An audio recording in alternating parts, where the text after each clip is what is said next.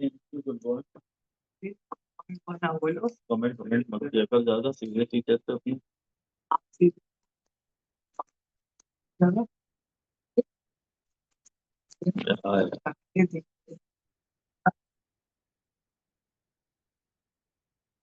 हाँ भैया जी।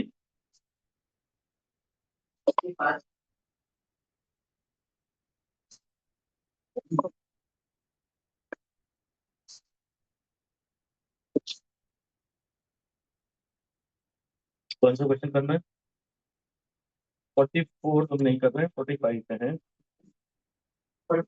44 के तो ray of light incident nuclear grass person place on horizontal केवल मिनिमम डेविएशन के लिए तो ये बेस के पैरेलल होगी, इसलिए ये हॉरिजॉन्टल हो जाएगी।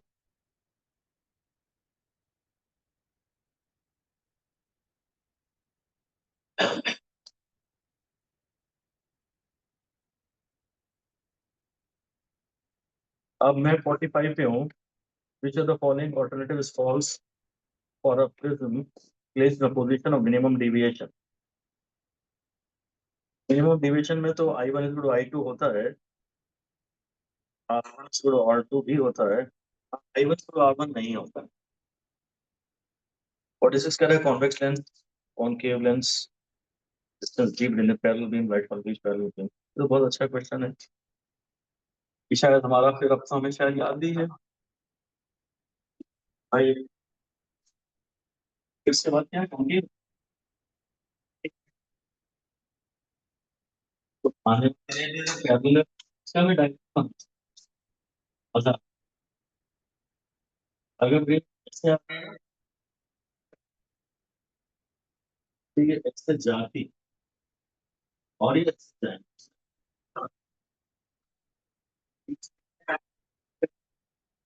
तब दोनों कॉन्वेक्स, दोनों टाइप, ये ऐसे,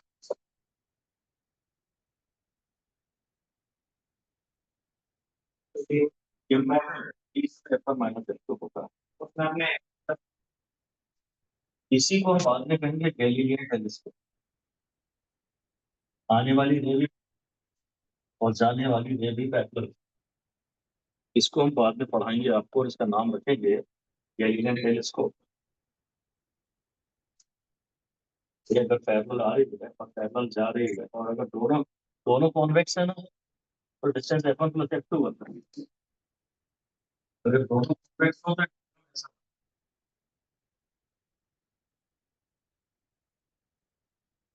सब, अब डी F1 प्लस F2 तो पैरेलल जाएंगे फोकस के लिए, और इसके फोकस से आगे, इसके फोकस से आगे कोई इंफिनिटी पे जाएंगे।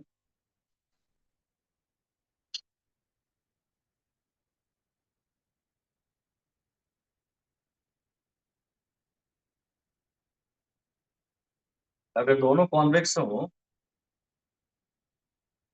तो डी F1 प्लस F2 होता है। यही फॉर्मूला इस्तेमाल करो, F1 plus minus D upon F1 है। अगर एक कॉन्वेक्स है और एक कॉन्केव है तो आप F2 F1 को पॉजिटिव और F2 को नेगेटिव डाल दीजिए। इसमें F1 को पॉजिटिव डाल दीजिए, F2 को नेगेटिव डाल दीजिए, तो डी अपने आप आ जाएगा। ये जो कंबाइंड पावर है वो जीरो, कंबाइंड फोकल लेंथ है वो इनफाइनाइट। थियरी से करना क्वेश्चन इंपॉर्टेंट है। ये वाला शायद ये 21 में आया था।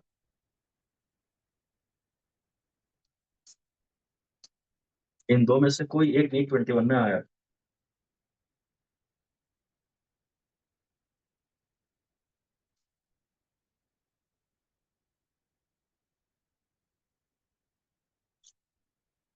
लेकिन हाँ, एक 21 में आया था।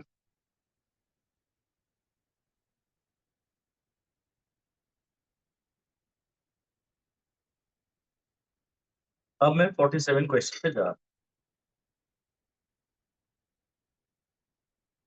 Compound microscope is an object on eyepiece is thin focal length FO दिया है, एफई दिया है, और डिस्टेंस भी दिया है, लेंथ ऑफ द ट्यूब दी है, यू ओ निकालना है, और फाइनल इमेज 25 सेंटीमीटर पे, मतलब वी ई 25।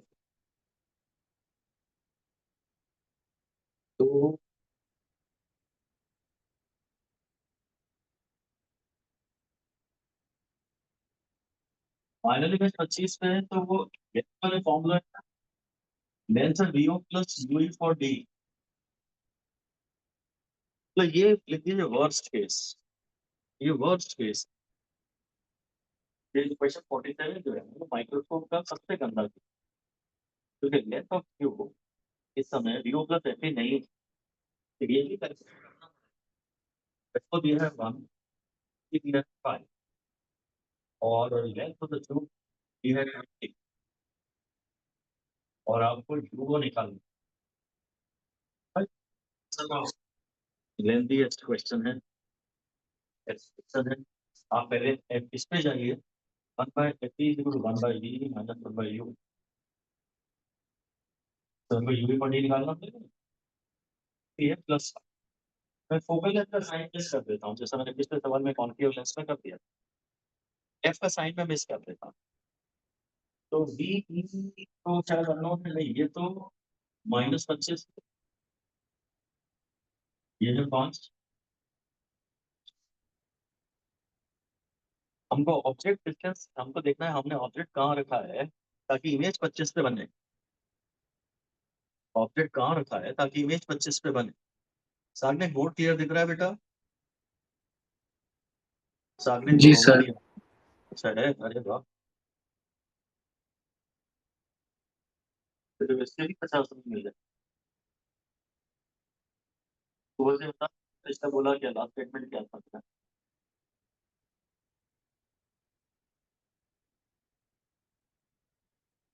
मेरा लास्ट स्टेटमेंट क्या था? 35,000 वहां पे डिस्प्ले में आ रहा है, यहाँ पे पता नहीं मैं जो बोल रहा हूँ वो ट्रांसलेट क्यों हो रहा है। सर इसमें टीचर रॉन्ग हो गया है, सर तो आप उसमें वहाँ 35,000 छपा हुआ आया है। सर पास रख लो उसको, माइक कैमरा को। हाँ यही तो मैं चाह रहा था कि कोई कुछ बोले मुझे। अब ठीक है ना? आप ठीक है। सामने सामने साला देख ही नहीं रहा है कुछ, तो क्या दिखेगा? सर ठीक है। देख कर आता सर। साले कुत्ते कमीने सुअर, इधर रिकॉर्डिंग पे है फोन। तू ये बता कि मैंने लास्ट बोला क्या था? नहीं तो 35,000 रुपये फाइन ले आना अगली क्लास में। हिंदी में तो सब समझ सर में ध्यान आएगा। नहीं दिया। नहीं ध्यान दिया ना बेटा, मतलब मेरे को फाइनल इमेज से इसने बोला डी पे बननी है, तो डी ही है -25। इससे करस्पॉन्डिंग मुझे यू ही निकाल, 1/5 प्लस 1/25 इसी को ऊपर ये हो गया, ये हो गया 5/25। इसलिए यू हो गया 25/6, 24/6 प्लस 1/6, यू हो गया 16। तो लेफ्ट ऑफ यू हो जाएगा 20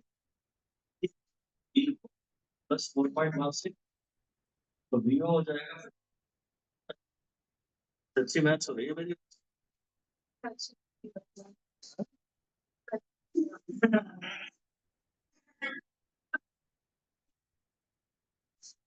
हाँ बाद में करते हैं। अब हमको एफओ पता है कि एफओ पता है, बीओ पता है, तो हम बीओ निकाल और फ्रैक्शन में करना सर। हाँ वो तो आ ही रहा है, मैंने भी आ रहा था।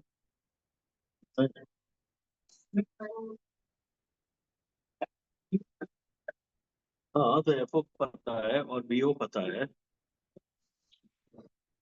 थर्ड थर्ड मैंने रखा।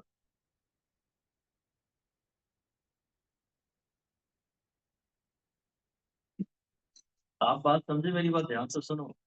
जो जो तुम्हें नहीं आता वो मुझे आता है कभी ना भाई। अगर ये सवाल हम समझने लग गए ना थोड़ा बहुत भी, तो बस सब बढ़िया हो जाएगा।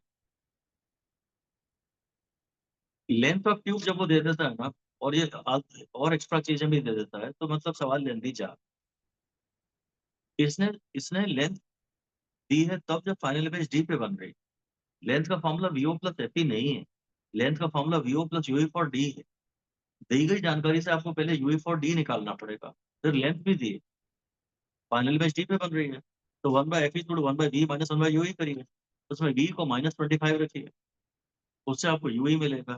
फ्रैक्शंस में निकालना पर शुरू से देख लेना, डेसिमल्स में है कि फ्रैक्शंस में। वी फॉर डी मिल गया, L is equal to VO plus V for D में अब आप वीओ निकालना। अब वीओ मिल गया तो फिर तो अब ऑब्जेक्टिव के पास ही जाना है, 1/FO is equal to 1/VO minus 1/VO, इससे आपको यूओ निकल आएगा। ये लेंथीएस्ट सवाल है, ये टफेस्ट सवाल है, और कोई जरूरी नहीं कि हम इस लेवल पे जाएंगे, पर अभी ध्यान से समझने की कोशिश कर लेते हैं।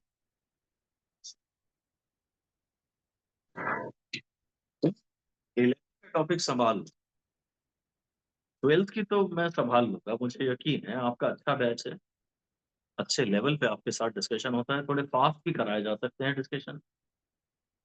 11th पर तुम संभाल और उसके लिए डिवाइस बहुत बढ़िया, डिवाइस की टेस्ट सीरीज के हिसाब से बिल्कुल चलते रहो, बढ़िया बढ़िया। नंबर कितने भी आए, नंबरों से मतलब नहीं है, उस बहाने आपका रिवीजन हो गया ना, नंबरों से मतलब नहीं है, उस बहाने 11th के भी थोड़े बहुत टच में आ गए, बहुत बड़ी चीज है, नहीं हो पाता नॉर्मली। पूरी 12th छूट जाती है 11th अपनी, पूरी 12th छूट जाती है। ये अच्छा है कि आप डिवाइस को साथ सीरियसली लेके चल रहे हो। 11th का होश ही नहीं रहता, बिल्कुल सही कह रहा है। और उसके बाद बेचारे 11th स्टार्ट कर पाते हैं सामान्यतः सुन लो, निमे कह रहे हैं, निमे जी कह रहे हैं कि ये लोग बहुत एडवांटेज है उस मामले में।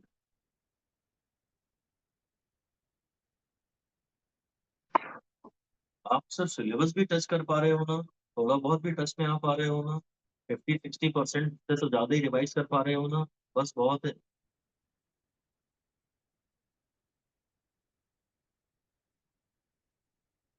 अब मैं फाइनली 48 पे जा रहा हूँ। कंपाउंड माइक्रोस्कोप है द इंटरमीडिएट इमेज, ये तो बहुत प्यारा सवाल है, मेरा बहुत फेवरेट है। ये तो इंटरमीडिएट इमेज होती है, इसी को तो वीओ पे बनाते हैं ना, रियल होती है, इन्वर्टेड होती है, magnified होती है। 49 पूछ रहा है, 49 अच्छा सवाल है ये, किसी जेई एडवांस से सवाल है ये। If the beam of light is traveling, ये सब है, refractive index of 1 to 3 और this much, the angle of theta for which the beam just misses, जब भी just वर्ड आ जाए ना, तो मतलब ये TIR वाला केस, just misses entering या just enters, हमारे लिए सब एक ही बात, just misses entering या just enters, मतलब रीजन 3 में इसका एंगल ऑफ रिफ्रैक्शन 90 है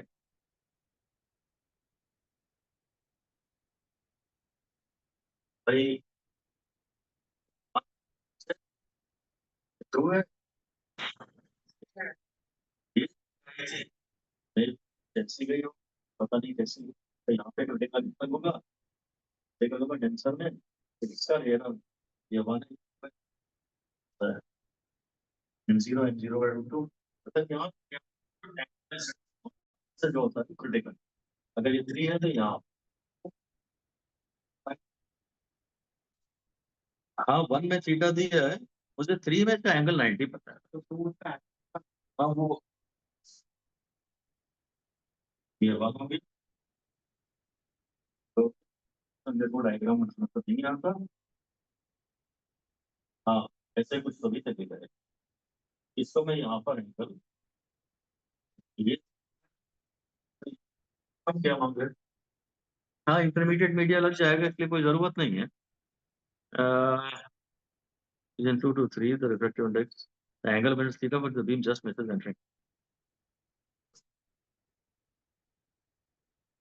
Mu1 sin theta 1 is equal to mu3 sin 90। mu1 को दिया है n नॉट, ये sin theta मुझे निकालना है, mu3 को दिया है और sin 90 5। बस इतना ही सवाल, बस इतना सवाल है। ये इंटेलिजेंट सवाल होते हैं, और ये इसी साल जेई एडवांस का सवाल है।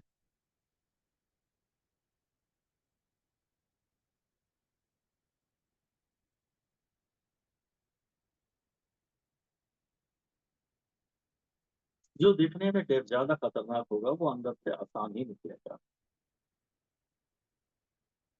फिर भी उस समय नहीं मन कर रहा तो बिंदास छोड़ें, जिस सवाल को भी आप जल्दी छोड़ पाएंगे ना, वो आप वहां जीत गए, ये ध्यान रखिए। तो पूरे दिल से विश्वास करिए, जिसको भी आपने छोड़ दिया ना, वहां आप उस सवाल से जीत गए, आपको छांटना आप। सबसे बड़ी चीज है आपको छांटते आना चाहिए कि उस समय आपको कौन सा बन रहा है, उस समय आपसे कौन सा नहीं बन। और थोड़ा भी निगेटिव मोड में चले जाते हैं ना, तो फिर लगता है सर उस समय मुझसे कुछ भी नहीं बन रहा था। आपको ऐसा भी हुआ है केसेस, लॉर्ड के बच्चों ने ये भी कहा है कि सर हम राउंड डिसाइड नहीं कर पा रहे थे क्योंकि हमें लग रहा था हमसे फर्स्ट राउंड में एक भी नहीं बना। मैंने इसी सर्किट पढ़ाते वक्त बताया था ना। चलिए प्रक्रिया पे आते हैं। टोटल ओवरऑल इतना दिया है, distinct vision the magnification of objective. इसका मतलब शायद अपने को एम का formula F into F 30 is equal to MO into ME. और कहाँ बन रही है, मैक्सिमम आएगा डी बाय ऐसे कांस्टेंट। अभी क्या मैंने लिस्ट नहीं बनाई थी, तो मैंने लिखते लिखते ही वो ऑप्शन में क्वेश्चन में ढूंढ भी रहा था। एमओ निकालना है, कंपाउंड माइक्रोस्कोप का मैग्निफिकेशन होता है एम इंटू एम ही। ओवरऑल भी दिया है और एमओ पूछा है, इसका मतलब आईपीएस का डेटा उसने दिया ही होगा। अब आईपीएस में तीन ही केस होते हैं, या तो डी बाई यू ही, या डी बाई एफ ही, या one plus D by F he. Image D पे बन रही है, तो मैक्सिमम मैग्निफिकेशन है तो one plus D by F. Microscope में डी बाई एफ को मैंने कैसे याद कराया, डफर के अलावा भी कोई तरीका था क्या?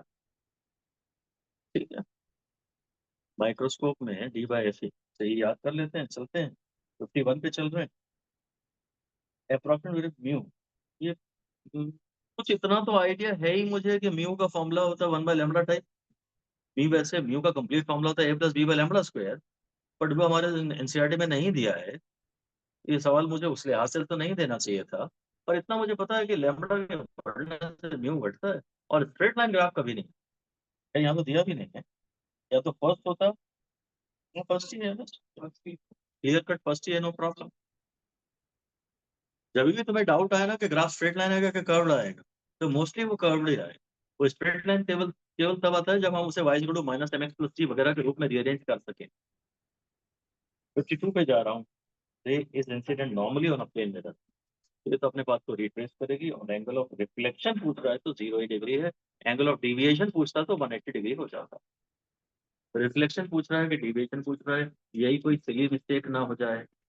सीख तो दिशता आप सब जाओगे, है फेथ, मोस्टली आप सीख जाओगे।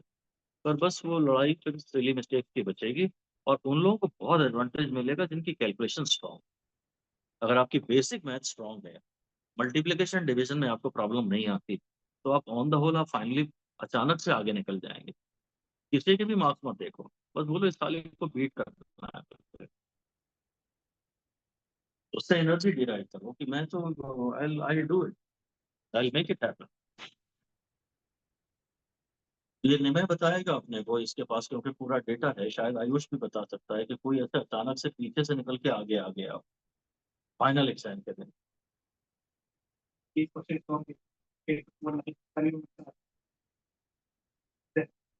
इससे आगे निकल गया। तो अचानक से आप आगे निकल आते हो, आपके एकदम बेसिक्स ठीक होने चाहिए।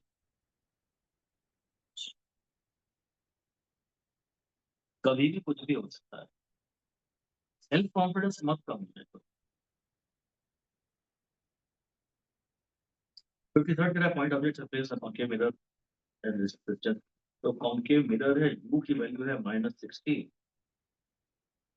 नहीं, from the local point of view mirror साला ये आता गड़बड़ हो गया, गंदा सफल हो गया। यू हो गया -60 प्लस है, जो measure from the point of object. अरे बाप रे, ऑब्जेक्ट अभी इमेज है कॉन्केव मिरर में, तो ना जब कॉन्केव मिरर में तो साला ऑब्जेक्ट और इमेज को इंटरेक्ट करते हैं जब ये 2f पे होता है, तो ये सारा 60 प्लस f तो 2f है एक्चुअली। 60 प्लस f 2f है, f 60 है भाई। कॉन्केव मिरर में इसने ये बोला है, मेरे को तो बड़ा गंदा सवाल लग रहा था, क्योंकि डिस्टेंस पोल से नहीं दिया था, डिस्टेंस फोकस से दिया था। इस बारे में मैं आपको एक नया फॉर्मूला भी पढ़ा देता हूँ, ऐसे लिख दीजिए।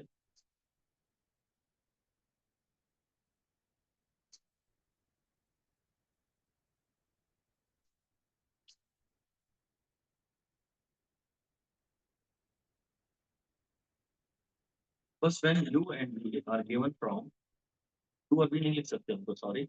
Then object distance and image distance are given from focus. Then object distance and image distance are given from focus.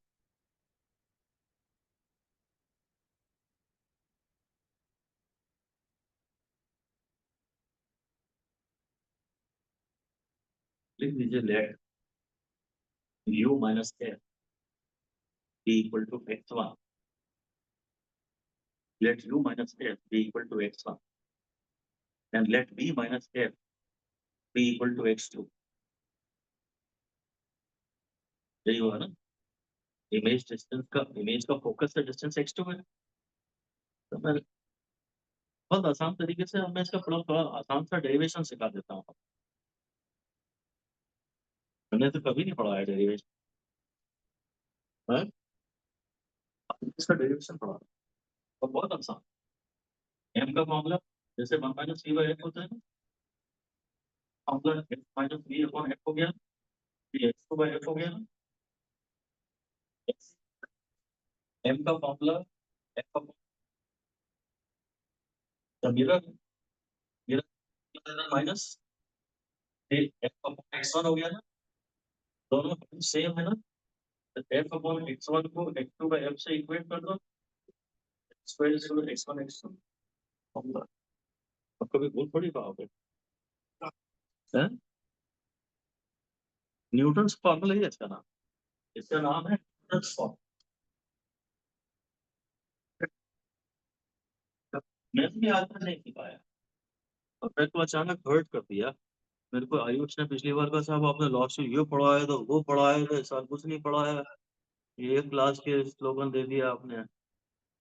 बहुत बोला इसने. तो मैंने कहा ले बेटा, डाले हमने सारे डाले हमने. आपने सारे डाले हैं.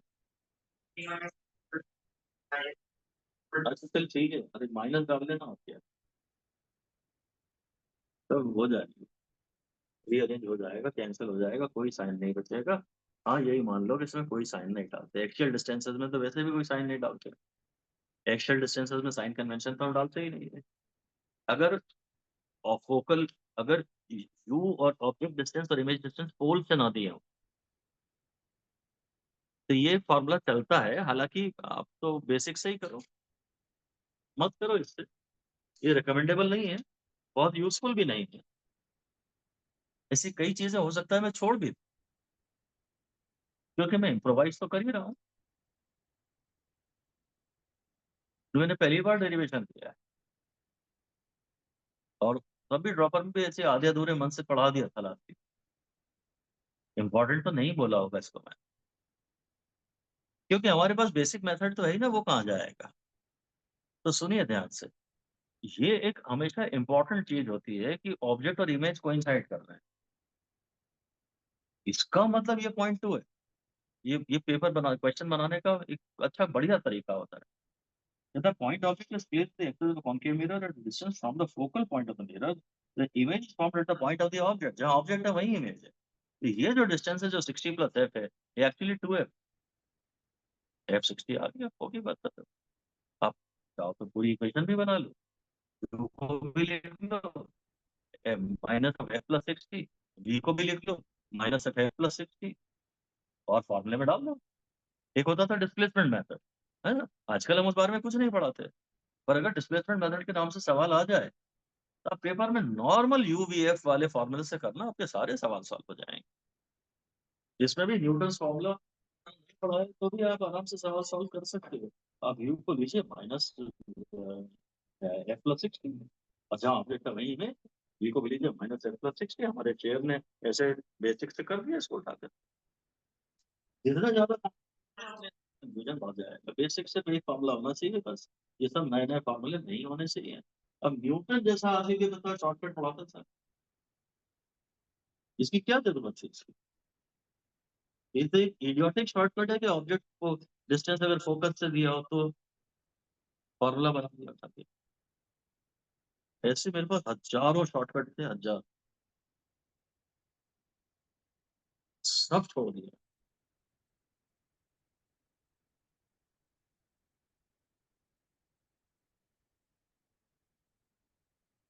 किसी काम के लिए जिसको एकदम बेसिक से किया जा सकता है उसका शॉर्टकट डेवलप मत करो।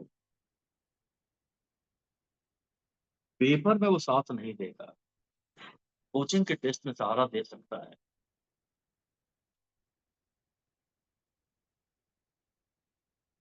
अगर बाय चांस तुम्हें से किसी को ड्रॉप लेना पड़े, भगवान ना करे ऐसा हो, तो ऐसी कोचिंग मत जाना जहाँ हर चीज का नया फॉर्मूला पढ़ा दिया जाता है।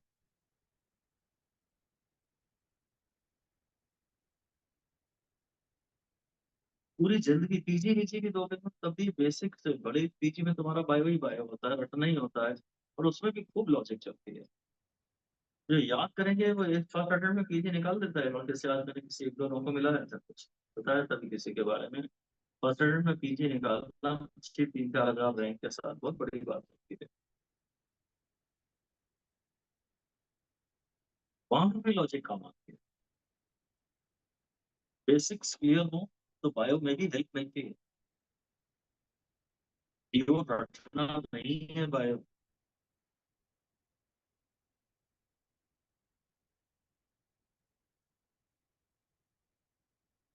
और ऐसे ही कुछ स्टूडेंट्स होते हैं जो इवन पीजी में भी अचानक आगे निकल आते हैं, कि कॉलेज में कभी पोजीशन नहीं आता, पर पीजी में बहुत आगे निकल आते हैं।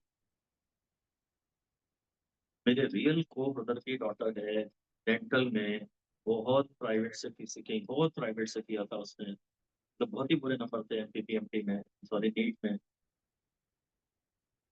डेंटल लिया प्राइवेट से, और इधर पीजी जब दिया तो फर्स्ट अटेम्प्ट में ऑल इंडिया रैंक 105 आ गई। लॉजिक।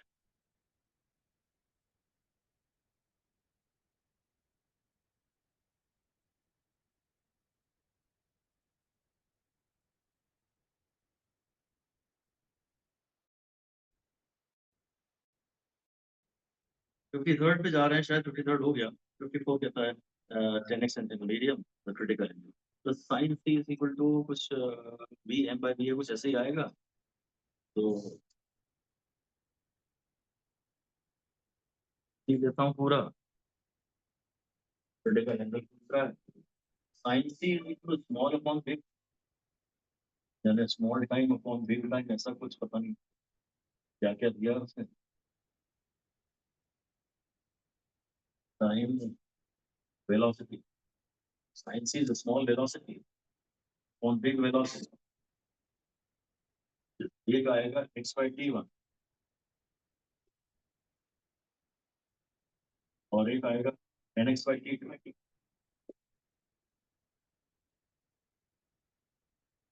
ऐसा कुछ टाइप का आ जाएगा।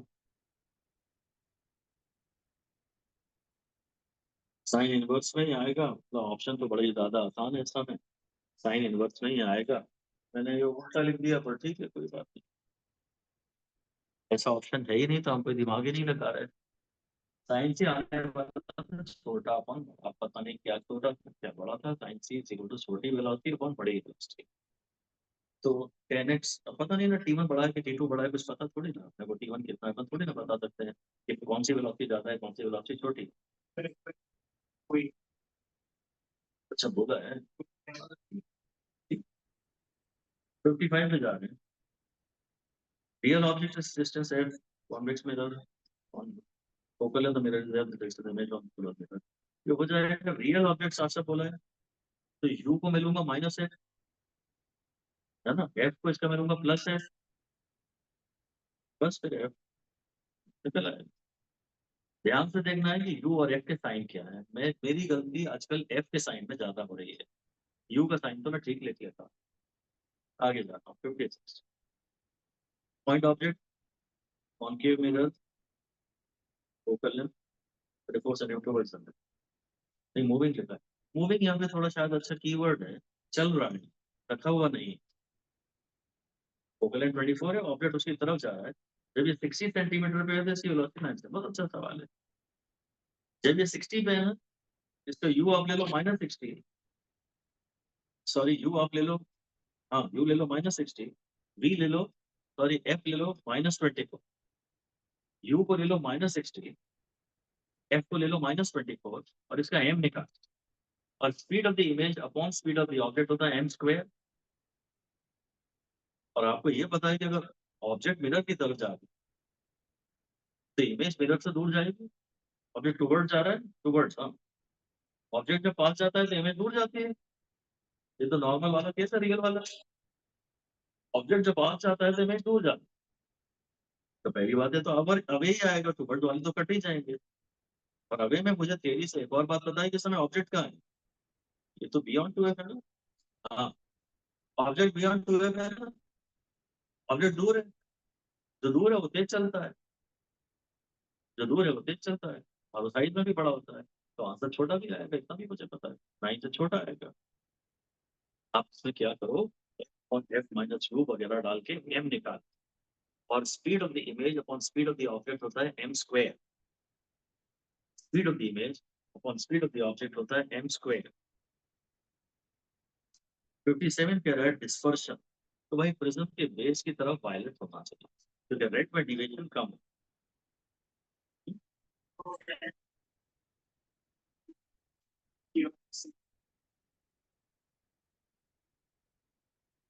तो ऐसा अपन, हाँ, सी में थोड़ी ये बात है कि आर और बी फाइनली पैरेलल से दिख रहे हैं।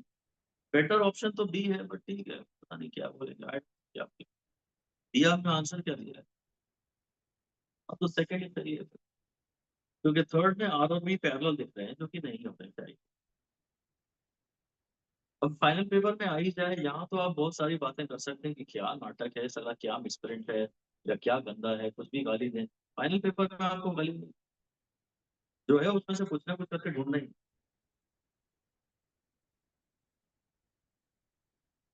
58 के अंदर एक्सपेरिमेंट वन फोकल में mirror, a graph is not written u and v, the graph of line। इससे भी आगे बहुत नाराज हुए मेरे से कि साहब आपने ग्राफ से नहीं पढ़ा है, लास्ट ईयर तो आपने पढ़ा दिए थे। ये तो अभी आपने जब मेंशन तो ये क्वेश्चन पूछ भी गया। हाँ, इसी में मजाक कर रहा हूँ भाई, तो बुरा मत मानना, तो बुरा मानते भी नहीं हो तो इस तरह मानो नहीं हो। हाँ बेच रहे हो, हाँ हाँ, अच्छी बात है, क्या बात, बहुत सही। बॉम्बे का है भाई, एक तो महाराज जी, बॉम्बे वाले साले अपने को बेच देते हैं, कब कब बेच देते हैं पता भी नहीं लगता। किसको बेच दिया वो भी नहीं पता लगता। अच्छा अच्छा, क्या बात, होनी चाहिए। भाई ध्यान से सुनो, इतना पक्का है कि ये यू और बी में रिलेशन, तो मुझे इतना बार पता है। अच्छा, एफ कांस्टेंट रहता है। अच्छा, अब मैं तो सी ही मारता, आंसर क्या दिया। ठीक है, तो मेरे को स्ट्रेट लाइन से मैं कंफ्यूज हो रहा हूँ। अच्छा, वो 1/v और 1/u के बीच में, हाँ, अगर ये ग्राफ ऐसा होता, जरा इंपॉर्टेंट है ये ग्राफ,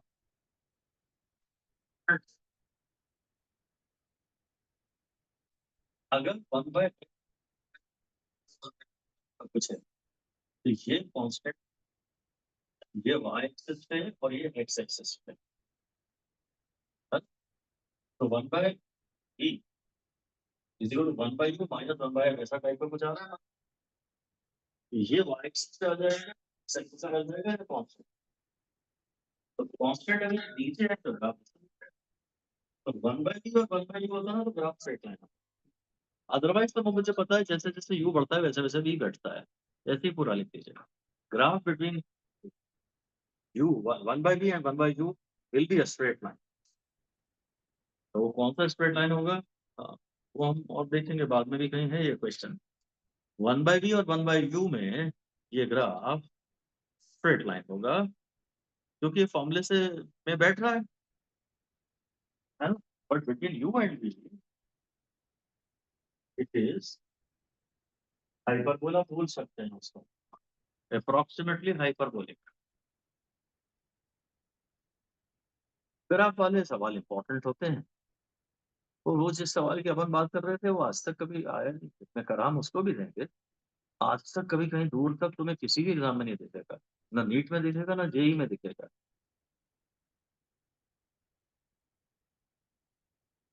करा हम उसको भी देंगे, छोड़ेंगे कुछ नहीं।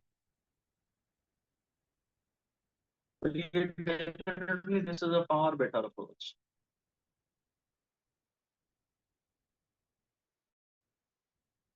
59 कहता है, when a glasslet is placed on a cross marked sheet, the cross appears raised by, raised is a keyword here, जो बताता है कि इतना शिफ्ट हुआ है। The thickness of the glass 3 है। अब तुम इससे क्या निकालना, म्यू निकालना। रियल डेप्थ है 3, एपरेंट डेप्थ है 2, तो म्यू आ गया 3/2, और साइन सी आएगा 2/3, तो सी आएगा साइन इनवर्स ऑफ 2/3। अच्छा सवाल है। बस दो फॉर्मुलों को मिला दिया ना इसने। बस ये बेचारा इतना ही करता है, कठिन के नाम पे इतना ही देता है। तुमको दिशिता सारे फॉर्मूले पता हो और हर एक की एक दो एप्लीकेशंस पता हो, बस उनमें तुमसे गलती ना हो जाए, फाइनल एग्जाम में अपने ठीक नंबर आ जाए। अगर आप घबरा ना जाओ तो अब ये देखो, मैं अब तो नाम लेके मैं बता सकता हूँ। मैंने परमिशन ले ली है, ड्रॉपर बैच में है रिया कुर्मी, जानती हो? वो लड़की तो अच्छी है, सिंसियर है, काफी सिंसियर है। अब वो और बहुत लॉयल है। 11th में मुझसे पढ़ी, 12th में मुझसे पढ़ी, फर्स्ट ड्रॉप में मुझसे पढ़ी, सेकंड ड्रॉप में मुझसे पढ़ी। 4 साल उस बेचारी को ऑलरेडी हो गए। और उसके इस साल नीट 25 में फिजिक्स में नंबर थे 23। एक क्वेश्चन चेंज कर दिया नीट ने बाद में, उसके दो आंसर कर दिए, तो अब फिलहाल उसके हैं मार्क्स 28। इतना गंदा तो कोई पेपर नहीं आता। घबराने, लड़कियों की बहुत सारी खूबियां अच्छी होती हैं, एक उनमें थोड़ा सा ये प्रॉब्लम है, भगवान ने ऐसा बनाया है कि वो क्योंकि सिंसियर ज्यादा है इसलिए डर जल्दी जाती है। They want to deliver, they don't want to waste their parents money. लड़के साले सब हरामी होते हैं, including myself of course. सभी बदतमीज और सभी बेकार होते हैं। निमे को नहीं कह सकता मैं, निमे थोड़ा अच्छा लड़का है, डिसेंट है। ये सारे तो महा महा वाले हैं, महा के भी महा। शुभ का भी ठीक ही है वैसे, शुभ का चेहरे से कमी ना दिखता है, और आदमी ठीक है।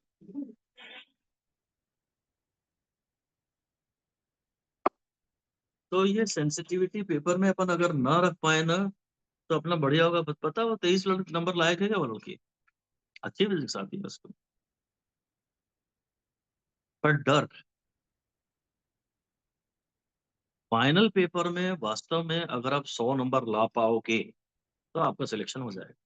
फिजिक्स में अगर आप फाइनल में 90s, above 90s, anything is great, whether it's an easy paper और it is a tough paper. 90 वाला 90 ला सकता है किसी भी पेपर में, उससे ज्यादा की उम्मीद मत रखना, ऑनेस्टली नहीं आएंगे।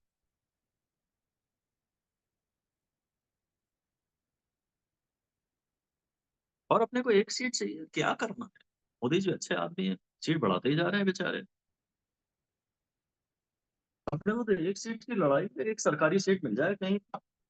अगर आप सिंसियर हो तो आपको पीजी निकालना आसान होता है। इससे भी मैंने काफी देर बात की। मैं किसी भी पुराने स्टूडेंट को मिलने का टाइम देता ही, जिससे मैं सीखना चाहता था और समझना चाहता था कि फर्स्ट अटेम्प्ट में पीजी निकालने के लिए क्या चीजों की आवश्यकता होती है।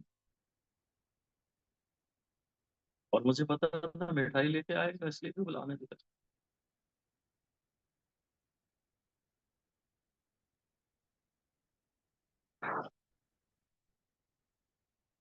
ना मैं किसी एक स्टूडेंट को हैप्पी टीचर डे का जवाब देता हूँ, तुमको तो फिर भी दे दिया।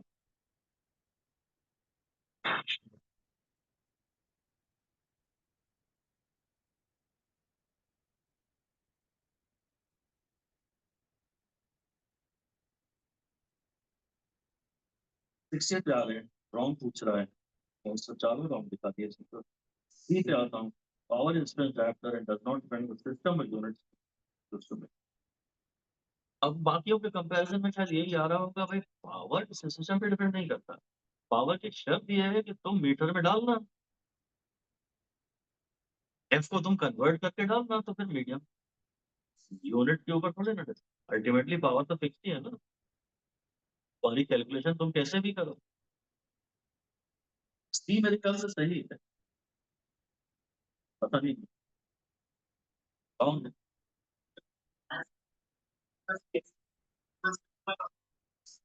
चलो ठीक है, छोड़ो, वो रिलेटिव ही करना पड़ता है आपस में। अब मैं डिस्कस नहीं कर रहा, मैं 61 पे जा रहा हूँ। प्लेन मिरर में तो मैंने आपको बताया था, प्लेन मिरर में तो कोई पावर ही नहीं। प्लेन मिरर में मैंने ये पढ़ाया था कि यू जीरो और बी जीरो और M equal to plus one. कोई भी सरफेस हो जिसमें तुम प्लेन ना भी हो, अगर प्लेन ना भी हो, कर्व भी हो, तो यू जीरो है तो बी जीरो है, बस। प्लेन मिरर में तुम किसी भी डिस्टेंस को असल में यू जीरो कह सकते हो, फोकल लेंथ के कंपैरिजन। कभी भी यू जब जीरो होगा तो बी जीरो होगा और एम प्लस वन होगा। प्लेन मिरर में मैग्निफिकेशन प्लस वन होता है क्योंकि इमेज डायरेक्ट होती है और सेम साइज की होती है। तो प्लेन मिरर में magnification plus one.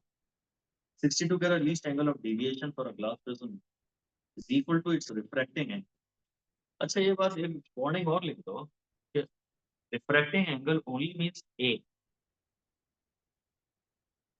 Refracting angle only means A. R1 and R2, R1 and R2 are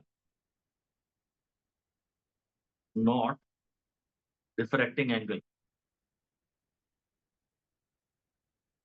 They are some angle of refraction. Refraction में फर्क है और रिफ्रैक्टिंग में फर्क है। और रिफ्रैक्ट फर्क।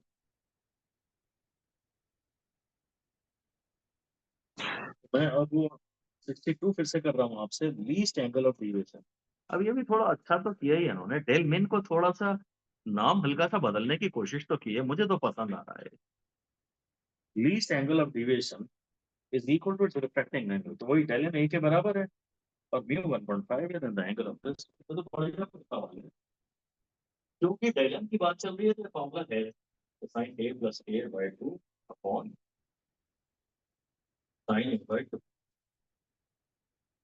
ये बनेगा। यही सवाल शायद पहले भी आया था, आंसर हो गया 2 cos इनवर्स 3/4। आगे चल रहा हूँ 63। A simple magnifying lens is used in such a way that the image is formed at 25 centimeter away from the eye। बढ़ गया। पहली बात तो ये है कि सिंपल माइक्रोस्कोप का केस है, फिर इमेज डी पे बन रही है। In order to have 10 times magnification, the focal length, मतलब सिंपल मैग्नीफाइंग में ही 10 is equal to 1 plus d by, ये फॉर्मूला लगाना है।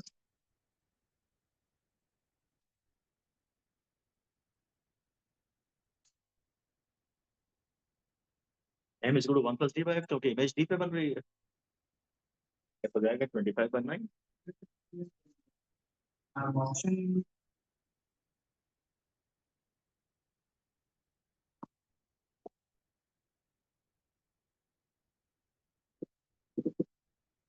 पता नहीं क्या करेंगे, कुछ किसी तरह से करना हो रहा है क्या कुछ? जल्दी क्लियरली और क्लियर बताओ अच्छे से।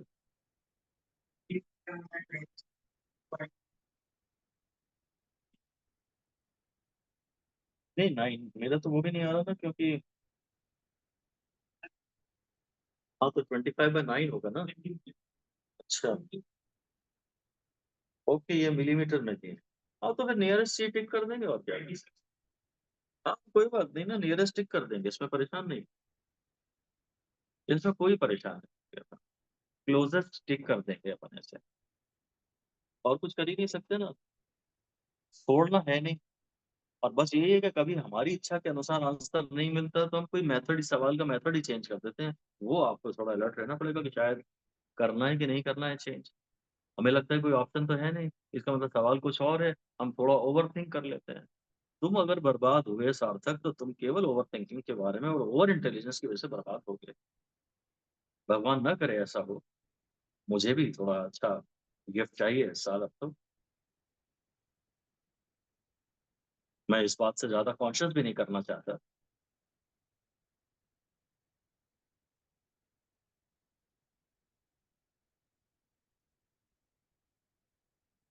इनका आंसर नहीं आ रहा था, इन्होंने उसकी बैंड बजा दी साले की। कुछ भी कुछ भी। इन्होंने उसको नॉर्मल मैग्निफिकेशन मान लिया उठा के। ऊपर बोल चुका है सिंपल मैग्नीफाइंग ग्लास, इसका मतलब सिंपल माइक्रोस्कोप के ही फॉर्मूले केवल लगेंगे, नॉर्मल मैग्निफिकेशन का केस मत ले जाना। ऑप्शन नहीं मैच करता तो हमारा हम पगला जाते हैं, हम कुछ भी करने लगते हैं, which is obviously very much expected.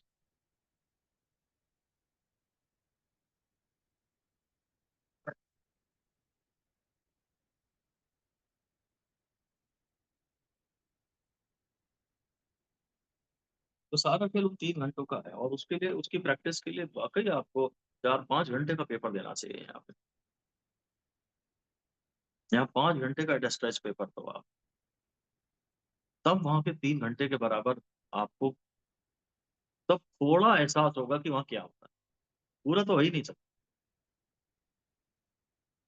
वो डर कहाँ से लाओगे? अभी तो पता है, अभी तो चेक होनी नहीं है। वो डर कहाँ से लाओगे? वो ईमानदारी कहाँ से लाओगे?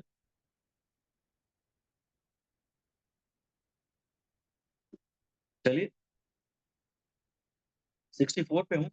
एक मीडियम से दूसरे मीडियम में गई, different which the following will change. Frequency कभी नहीं चेंज होती, फ्रीक्वेंसी कभी चेंज नहीं होती, इसलिए मतलब हालांकि वेलोसिटी, हाँ चेंज, अच्छा ठीक है, मैं क्यों और कहीं दिमाग लगा रहा हूँ, मैं भी फालतू में थोड़ा और एक्स्ट्रा सोच रहा था। अब वहां से समय बचाना है पेपर से। हम मतलब शायद कई, मैंने ये कई बार बोला है कि 3 गलत प्रूफ करो, एक सही नहीं 3 गलत प्रूफ करो, वो मतलब ज्यादा डायलॉग मारने वाली लायक बात है। अब इस समय बहुत ऑब्वियस है, तो बाकी 3 गलत मुंह मत प्रूफ करो। कुछ कुछ चुनिंदा क्वेश्चंस में आप बाकी भी और एक दो और गलत प्रूफ कर दो। तुम्हें इसमें सार्थक फाइनल पेपर वाले दिन ये चेंज करने पड़ेगा एटीट्यूड। अपन 3 तारे काटते हैं ना, ये सारे काटने का टाइम शायद ना मिले, तो फॉर्मूला बदल देना। मैं अचानक अपना फॉर्मूला बदल देता, किसी भी दिन अचानक में सटक जाता। नहीं नहीं, उन पे टाइम देना, 3 काट रहे हो वो अच्छी बात है। हाँ ठीक, बस फिर ठीक है। हाँ डिफरेंशिएटिंग फैक्टर ही ढूंढा तो ठीक है। मैंने ये सिखाया है, भारत के पेपर ने हमें ये सिखाया है। अच्छा, वो पता नहीं वो भी डीप में जाता था कि नहीं जाता था, पर उसने एक सही नहीं 3 गलत ढूंढे। उसने ऐसा किया, जब पेपर अलाउ न करे टाइम तो फिर फॉर्मूला बदल देना, उस समय के हिसाब से आपको चेंज करते आना चाहिए।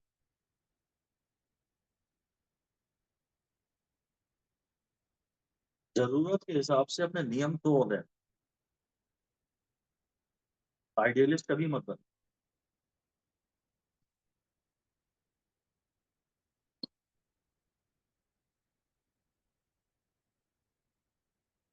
फिर 65 में यही सब है शायद, पता नहीं क्या आएगा, सब मल्टीप्लाई करते जाओ। तो पता नहीं इंशाल्लाह, तो इस तरह से हमने लिखना तो सिखाया नहीं था, पता नहीं क्या पढ़ेंगे इसको।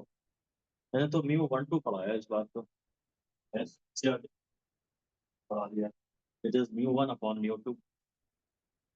अब ये शायद चेन रूल ही लग रहा होगा, पहला और आखिरी बच रहे होंगे, बाकी सब कैंसिल हो रहा होगा। 2 म्यू 3 टाइप का बच रहा होगा, क्या पता क्या बच रहा है। इसको 1 म्यू 2 को क्या पढ़े यार, 1 का 2 के रिस्पेक्ट में। मीडियम हाइट तो जो इसने लिखा हुआ है मैं भी वही लिख देता हूँ, म्यू 1 बाय म्यू 2, तो म्यू 2 बाय म्यू 3, तो म्यू 3 बाय म्यू 4।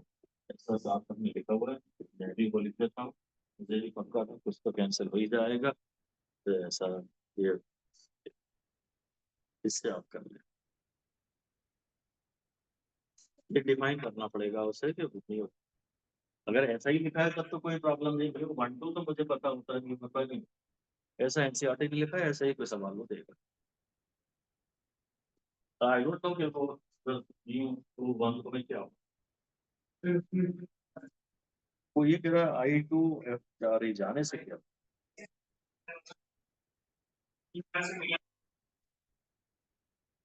तो वो नहीं लिख रहे। तब हाँ इरिटेशन तो हो जाता है यार, मेरे को मेरा मूड नहीं है इस समय डिस्कस करने के। सॉरी।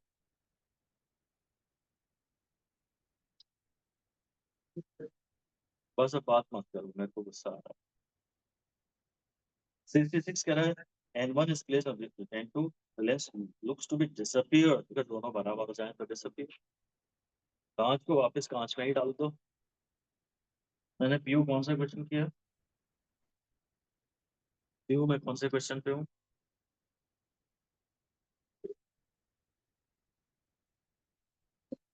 है? और अगर तू ये गलत भी बोलती तो तेरी सबके सामने क्या बेइज्जती हो जाती? वैसे बहुत इज्जत है तेरी। अरे पूरे बेशरम नहीं बने तो क्या किया, जिंदगी भर परेशान ही रहोगे। और तुम परेशान रहोगे तो अपने आसपास वाले सबको परेशान रखोगे।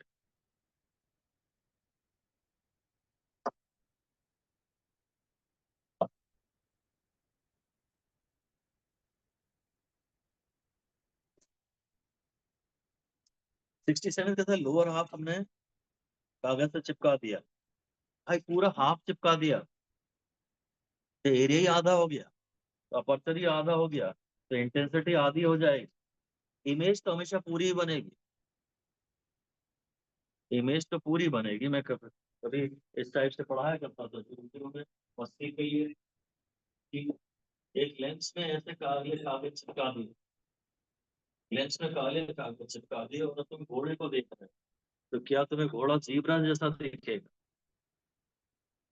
भाई पहले थोड़ा चीजें पढ़ा के थोड़ा नाम फैलाना था कि ये टीचर अच्छा पढ़ाता है।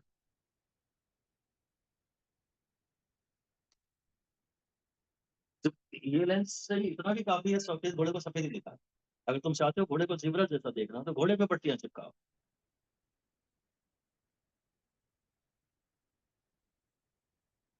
ऐसे सब क्वेश्चन कराने पड़ते थे। और ऐसे मदारी मदारी का खेल था। जो पहले ज्यादा मदारी, बंदर को जो नचाता है ना उसे मदारी कहते हैं। तो जो मदारी था ना टीचर, वो ज्यादा सक्सेसफुल था पहले जमाना। जो नाच नाच के कूद कूद के पढ़ाए। एलन में ऐसे ही करते हैं ना। ये धंधा जो है मदारी का खेल। तो बढ़िया है, इंटेंसिटी इमेज विल इंक्रीज है तो गलत है, image will show only half of the objects तो गलत है, इमेज में कोई चेंज नहीं होगा ये भी गलत है। इंटेंसिटी इमेज आधी हो जाएगी ये बात सही है, क्योंकि पूरा एरिया आधा हो गया है। और ये सवाल अलग था। ये सवाल अलग था कि हमने इसके डी वाइड को काले कागज से ढक दिया, तो उसमें एरिया वन फोर्थ कवर हो गई, थ्री फोर्थ एरिया बच गया। 68 पे है magnification at least distance simple microscope. भाई 1 + d/f, 1 + 25/5 क्या आ जाएगा? 69 कहता है स्प्लिटिंग ऑफ व्हाइट लाइट, नहीं sorry splitting, splitting of white light into several colours is called dispersion. अच्छा स्प्लिटिंग तो अच्छा क्वेश्चन हो गया। ये अच्छा क्वेश्चन हो गया। वो पूछता है इज कॉल्ड, स्प्लिटिंग को बोलते हैं डिस्पर्शन। पर ऑफ कोर्स वो होता तो रिफ्रैक्शन की वजह से है। जैसे लिखिए एक लाइन क्लियर कॉपी में कि dispersion occurs because different colors undergo different amount of refraction। इतनी सोचते हैं ना तो पढ़ना। dispersion occurs because different colors undergo different amount of refraction।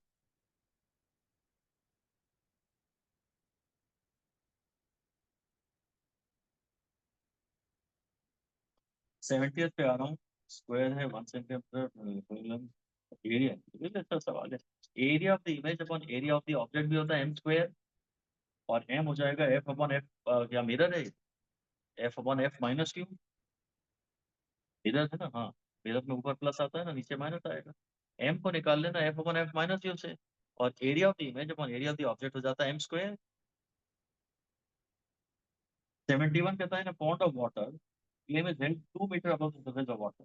अब फिश इतनी है, the apparent height of the flame of from the eyes of it। अब जरा ध्यान से देखना, बोला from the eyes of the fish, इसे अंडरलाइन करो।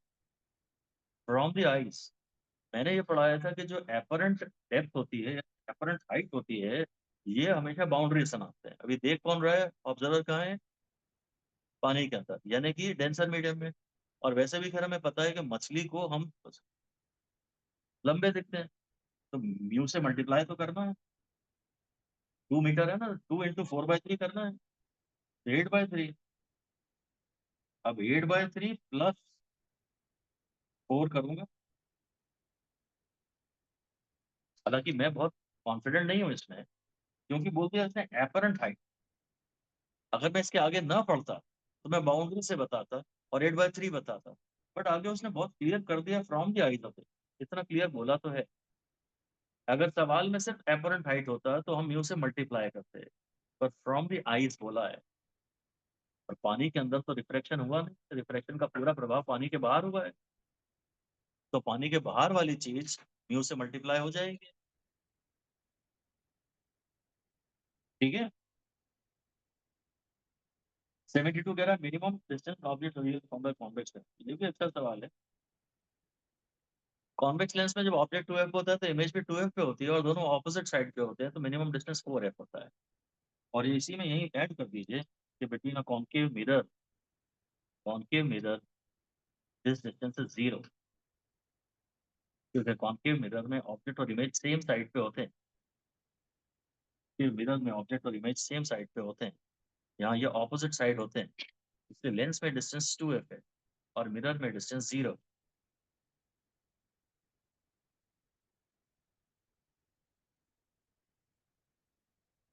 ठीक है यार, 73 तो कुछ तो भी बढ़िया ही सवाल दिख रहा है शायद मुझे। पता नहीं, इसका मैं डरता तो गया हूँ थोड़ा सा। आ, किसी को epsilon naught C A epsilon naught C medium upon C A. This is actually equal to mu. नहीं, मीडियम में वेलोसिटी कम होती है। कंफ्यूजन ना हो गया इसमें से आ रहा ही है। तो आ रहा है। अब वो बोल रहा है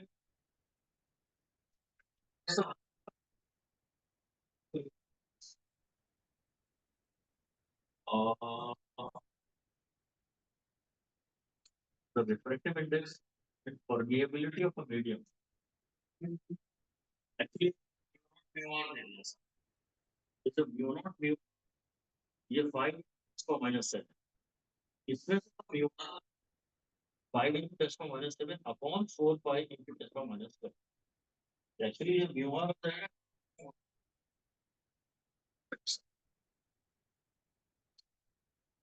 तो उसने हेनरी पर मीटर में दिया है ना, हेनरी पर मीटर में दो ही चीजें हो सकती है, या तो म्यू या म्यू नॉट। तो वहां की कोई यूनिट नहीं। ये लिखिए, mu and mu naught both have units Henry per meter, and mu r has no unit.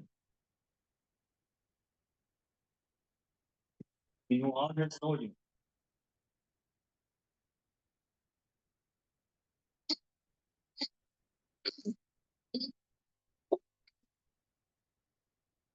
Right. 27/5, 30/5 मान लेता हूँ, 6 के आसपास आ जाएगा। वैसे वही सवाल है। बड़े भाई ने निकाला है अपने, दद्दा ने निकाला है, सही नहीं किया। मैं तुमने नहीं किया ना भाई। देखो ऐसा नहीं, आगे तो थोड़े बहुत चांसेस तो हैं तुम्हारे आगे निकलने। हालांकि नहीं, मैंने गारंटी बोल दिया मैं आगे अब किसी को निकलने दूंगा ही। हाँ? एक दो टेस्ट में फर्स्ट आ रही है उचक में। हाँ। हाँ अच्छा। हाँ, हमारी सोनाली के पीछे नहीं है। हम्म, जो दिखता है वो उसका उल्टा होता है। एक बात मैंने क्या बोल दी तो मेरे ऐसा होता तो मेरे से हिमांशी कितनी नाराज होती। तो नाराज है क्या मेरे से, गुस्सा है? नहीं है ना। देख, ये एक बात का, इसको तो मैंने सौयों बातें सुनाई है, क्योंकि मुझे इसकी ट्रेनिंग ज्यादा करनी है। ये दिशिता को कितना सुनाया है। ये बेचारी नई है ना अभी।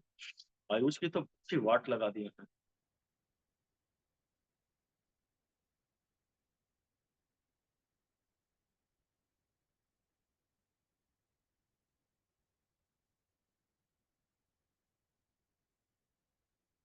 तो दिशिता इतनी समझदार लड़की है, नहीं तो सब गड़बड़ी हो गई होती। इसने मुझे याद दिलाया कई बार कि सर अब अपनी लड़ाई खत्म है। ऐसे ही सब सब करना पड़ता है अच्छे से। तो सोनाली ऐसा नहीं है कि मैं तेरी नजरों में एम आई, ऐसा नहीं है। तू लगातार फर्स्ट आ रही है, लगातार फर्स्ट आ रही है, अच्छी मार्जिन से आ रही है। तो देखते हैं कब तक आती है।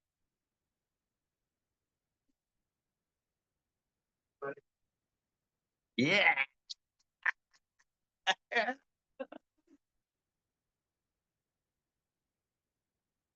करके दिखाऊंगी।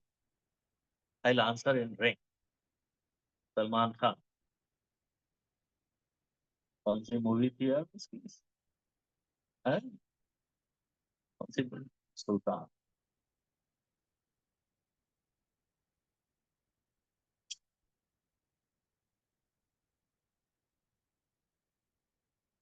कौन से सवाल पे है हम? 74 में। Concave mirror real image is found.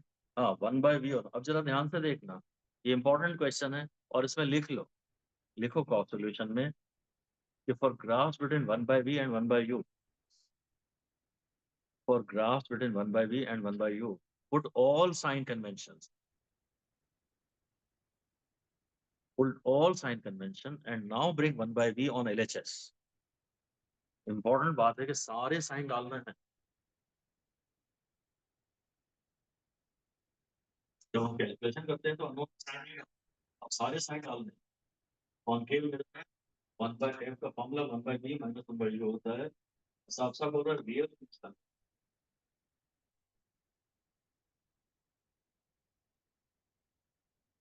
F को मुझे पॉजिटिव लेना है। कॉनकेव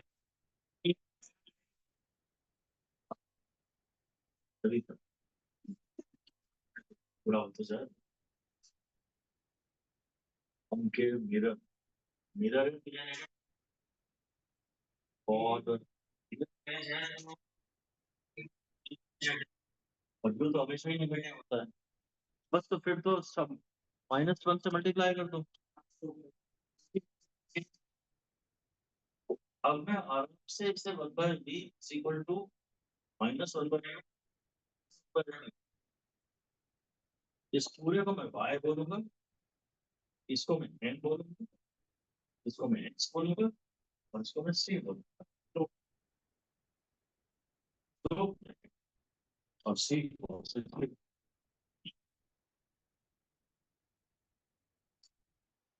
अब इसमें बेस्ट सबसे बढ़िया यही तरीका है जो मैंने आपको समझाया है, और ये बहुत इंपॉर्टेंट भी है। ये घूमता रहता है पेपरों में, कई बार दिखता है। इसको पिछले साल मैंने ऐसा कंप्लीट सा ग्राफ बना दिया था, ऐसा वाला। मैं भी आपको करा दूंगा, बहुत आसानी से हो जाएगा। ये वाले पहले से ही अगर इससे डर गए तो तुम्हारे पूरे ग्राफों से विश्वास ही उड़ जाएगा। हाँ, हाँ, सबके क्या देखो। अगर इससे डर बैठ गया ना तो ये जो सवाल अभी बन रहे हैं ना आयु, ये भी नहीं बने।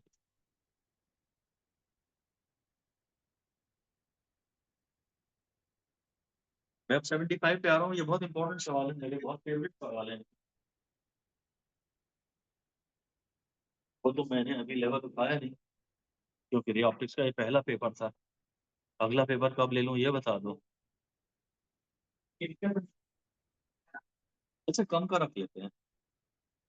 चलो इस बार अपन रे ऑप्टिक्स का अलग से नहीं रखते, वो टिल टॉट में ही घुसड़ देंगे। टिल टॉट भी छोड़ो, इस बार हम जो हमारा कंप्लीट टेस्ट होगा ना उसमें सिर्फ रे ऑप्टिक्स के क्वेश्चन आएंगे, और कुछ डालेंगे ही।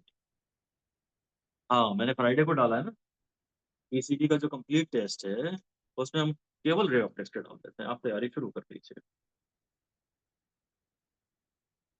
तो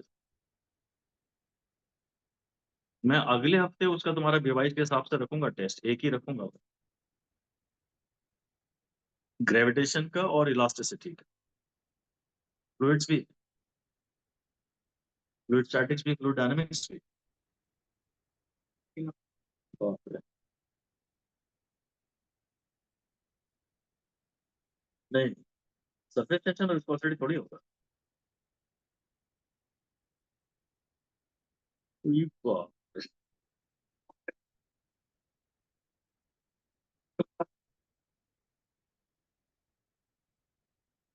पढ़ा दें, एक क्लास में रिवाइज करवा दें। साल तक ने तो सिर्फ पीट लिया कि ये कुछ भी करा रहे हैं, सिलेबस आगे बढ़ा ही नहीं है। अरे बाप रे। ग्रेविटेशन, इलास्टिसिटी और पूरा fluid, that's really too much. वो कह रहा संडे को पढ़ा। क्या क्या बोल रहे हैं? दम नहीं है क्या पीछे? यही लोगों को बनाया, जैसे आप ये सेकंड कर सबको बड़ी तकलीफ दिखा। 75 आईडी तो अच्छा देगा प्रैक्टिस। ये यहाँ से आ रही है या यहाँ से आ रही है तो ना जा रही है, ऐसे मैंने एक प्रकार से करवाया तो सही आपका। मैंने पक्का 45 और ये जरूर सी से बड़ा, साइन 45 ग्रेटर देन साइन सी। इस टाइप का अच्छा और एक बड़ा प्यारा सवाल है, अगले टेस्ट में दूंगा। इसका मुझे ये देख के याद आया था, mu proportional mu greater than root 2 यानी म्यू मिन इज इक्वल टू रूट। ये बहुत इंपॉर्टेंट सवाल है, बहुत इंपॉर्टेंट सवाल। इस टाइप का सवाल, इसमें लेवल उठाऊंगा मैं अगले पेपर में। फ्राइडे को आपका कंप्लीट पेपर होगा। बहुत ही प्यारा सवाल है। 76 पे आ रहे हैं। Focal length of objective lens of a compound microscope is less than the focal length. बहुत ज्यादा इंपॉर्टेंट क्वेश्चन है, पेपर में फंसने की संभावना है और आप इसमें कोई ना कोई सिली मिस्टेक कर ही देते हैं। एफ और एफ दोनों छोटे होते हैं, एफ और एफ दोनों छोटे होते हैं, एफ थोड़ा सा बड़ा रख सकते हैं मजबूरी हो तो। 71 पे 77 कह रहा है टीआईआर में क्या नहीं होता, mirage, optical fibre, glittering of diamond. Dispersion तो एक अलग ही फिनोमेना है, that is based on refraction. Paper में ऑलरेडी आई। 76 में डेफिनेटली बोलेंगे equal to the focal length, IPS में बोलेंगे less than the focal length, बोलेंगे ग्रेटर देन। इससे पक्का क्लियरली डी ही बोले। ग्रेटर देन जब बोल दिया ना तो इसका मतलब कितना भी ग्रेटर हो सकता है, स्लाइटली ग्रेटर बोलता जाता है। ग्रेटर में तो वो 1000 भी हो गया ना, ये एक है वो 1000, वो भी सही है। ग्रेटर तो बोल ही सकते हैं, मतलब आंसर सही नहीं है, ग्रेटर तो बोल ही सकते हैं, इसलिए वो आंसर सही नहीं है। यही खेल होता है सारा। लैंग्वेज में ही फंसाएंगे, ये माइक्रोस्कोप पर सवाल आएगा, लैंग्वेज में फंसाएंगे, ये माइनस ही करा के छोड़ेंगे आपसे। हमने ये कहा है कि दोनों कम होते हैं, एफी थोड़ा सा बड़ा होता है, इसका ये मतलब कतई नहीं है कि थोड़ा छोटा और एफी बड़ा। एफी को बड़ा कहना गलत है। लिख दीजिए ना, microscope is wrong to say that FE is greater, slightly greater ठीक है। मैं तो मेरे को जो लिखवाना है मैं वो लिखवाऊंगा ना। तो फुल इक्वल। हाँ, दोनों इक्वल भी ले सकते हैं।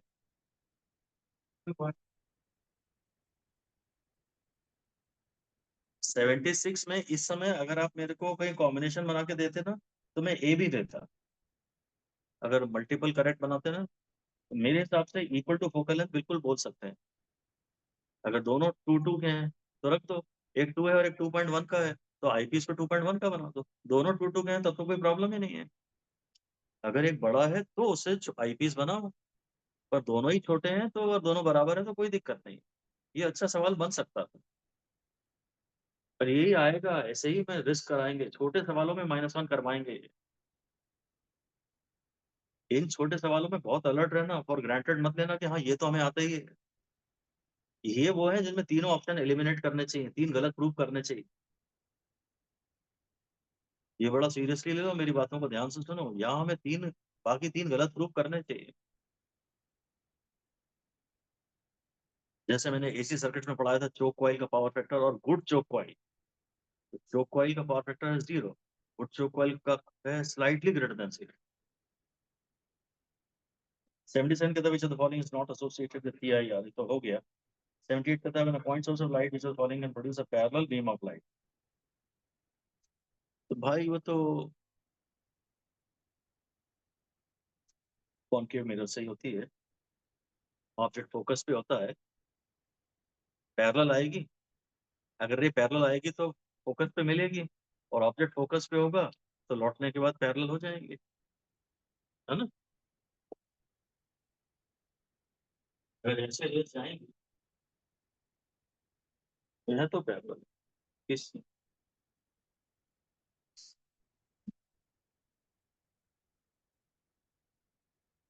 79 carat two beams of red and violet colors are made to two plane mirrors are inclined at an angle of 90 degree। ये वैसे मैंने पढ़ा ही नहीं है। डिवीजन होता है प्लेन में,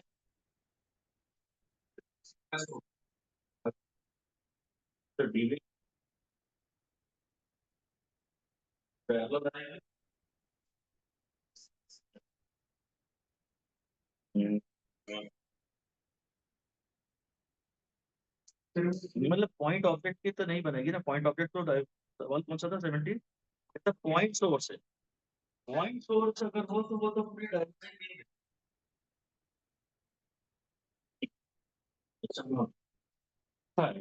इससे पैरेलल नहीं निकलेगा,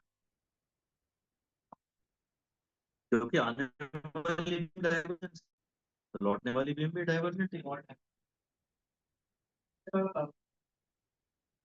अब दो हो गए ना, तो डायरेक्शन तो ऐसे चेंज हो जाएगी।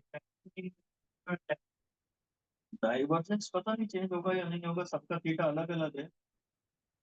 डाइवर्जेंस तो एक पर्टिकुलर वे में ये डेल्टा, मेरे ख्याल से डाइवर्जेंस चेंज नहीं होगा।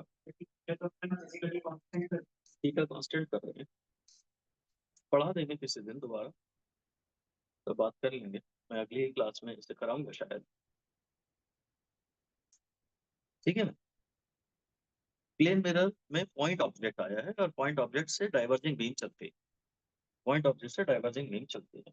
आगे चलते हैं, रेड एंड वायलेट है पास separate position, position of minimum deviation the angle of reflection will B,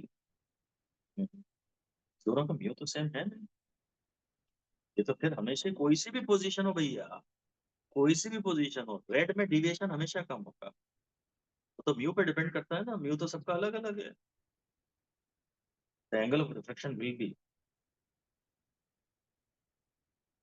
red का, अच्छा वो डेल पे जा रहा है, हाँ तो डिविएशन ही तो पढ़ाते हैं, रेड में डिविएशन हमेशा कम होता है, तो वायलेट में ज्यादा हो, आंसर बी होगा इसका, आंसर दिया गया है, 79 का आंसर बन दिया है। Two beams of red and violet meant to pass separately through a prism, mu भी फिक्स्ड है, नहीं इनका म्यू थोड़ी ना फिक्स्ड है, ये फिक्स्ड है, नहीं नहीं गलत है इनका आंसर,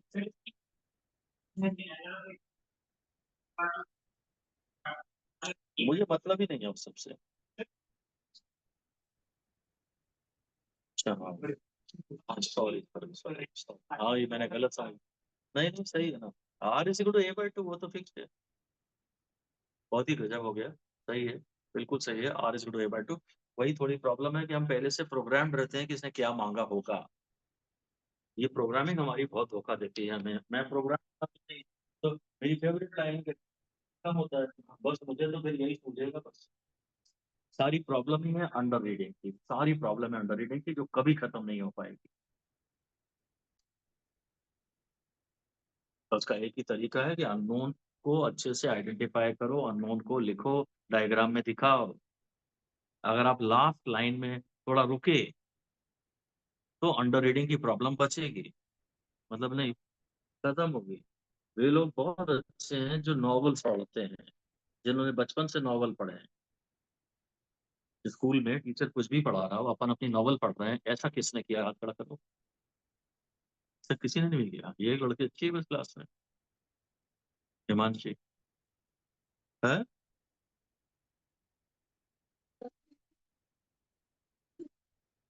तो लाइब्रेरी बुक के ना रख लो।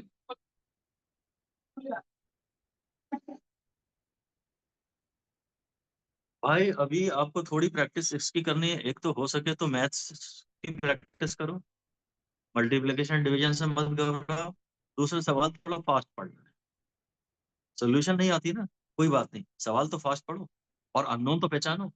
ये आदत डालो कि सवाल सवाल फास्ट पढ़ोगे और अननोन को हर बार अच्छे से पहचानोगे। मत चिंता करो बाकी मार्क्स वार्क्स की, सीधे एक ही दिन खेलेंगे अब। स्पीड बढ़ाओ, सवाल पढ़ने की स्पीड बढ़ाओ और अननोन हर बार ध्यान से पहचानो, फिर भले ही सवाल छोड़ दो, मत करो। इतना अगर तुमने कर लिया, अंडर रीडिंग तुम्हारी नहीं हुई, अननोन तुम पहचान पा रहे हो, तो बिल्कुल खाली इस बात से तुम्हारे 70 नंबर बढ़ जाएंगे। अंडर रीडिंग की प्रॉब्लम सबके साथ होगी। किस किस के बायो में अंडर रीडिंग की वजह से गलत होते हैं अभी भी? हाथ खड़ा करें, हाथ खड़ा करें। सिर्फ एक अपर्णा ने हाथ खड़ा नहीं किया है और हिमांशी ने खड़ा नहीं किया है, क्योंकि बायो उसके घर की है।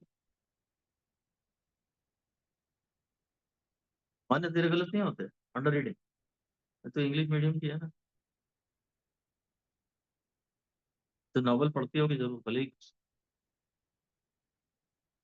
तो न्यूज़पेपर पढ़ती होगी। तो तेरी रीडिंग इतनी अच्छी परफेक्ट कैसे? कुछ तो बताओ, कोई एक मंत्र तो बताओ।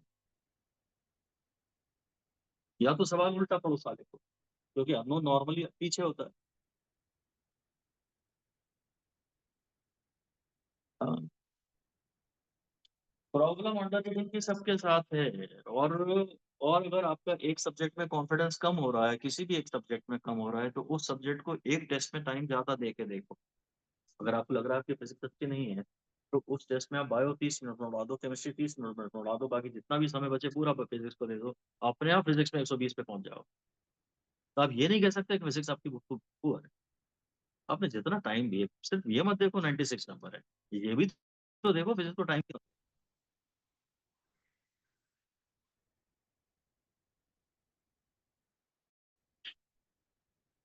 अभी बात समझ में? एक टेस्ट में फिजिक्स को ज्यादा टाइम दे दो, एक में केमिस्ट्री को ज्यादा टाइम दे दो, एक में बायो को ज्यादा टाइम, 1.5 घंटा दे दो साले बायो। देखो नंबर लगभग 320 आराम से आ जाएंगे। तो तुम सब्जेक्ट की टेंशन खाली नहीं कर सकते। सब्जेक्ट तुम्हारा बुरा नहीं है, तुम उसमें टाइम कितना दे रहे हो उससे भी तो रिलेट कर पाओ।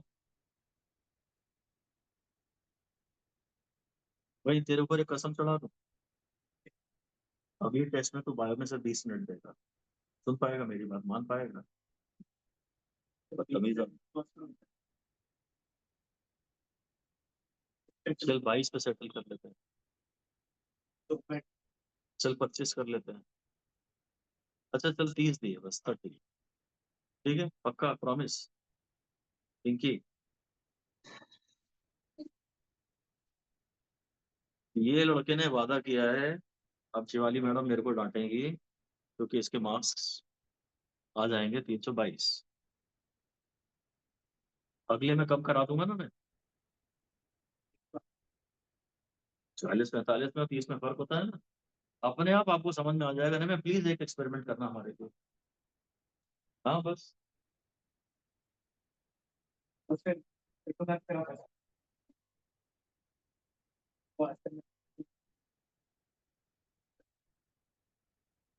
ठीक, तू अपनी तेरी जान, मैं फीस में नहीं पढ़ूंगा। हो गया यहाँ पे, इनको ये खुशी हो गई होगी इतनी देर में कि अगली बार इसके कम आ रहे हैं। बस हो गया।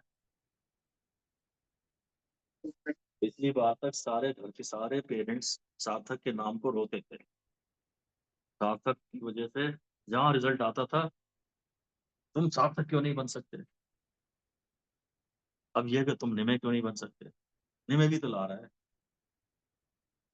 अब हर एक के कहानी, घर में ये चल रही है कहानी।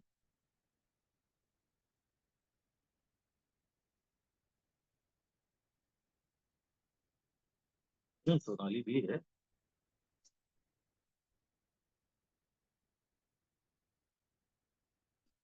उसकी इतनी अच्छी किस्मत थोड़ी होती है।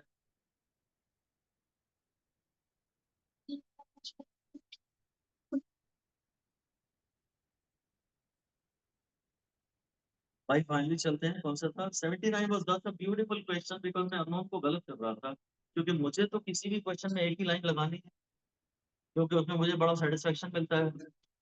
1.5 साल में डिग्रेड ही नहीं होता, निकले उसमें रेड को भुगत रहा हूँ।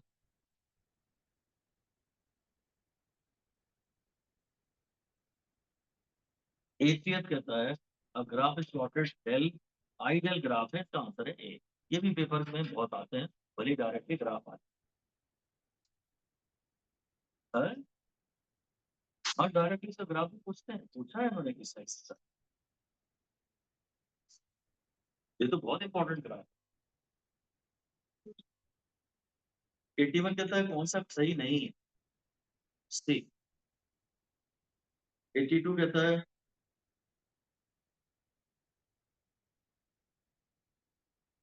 Incidence angle is twice the angle of refraction, तो mu 1 sin 2r is equal to mu 2 sin। I को 2r डालना है,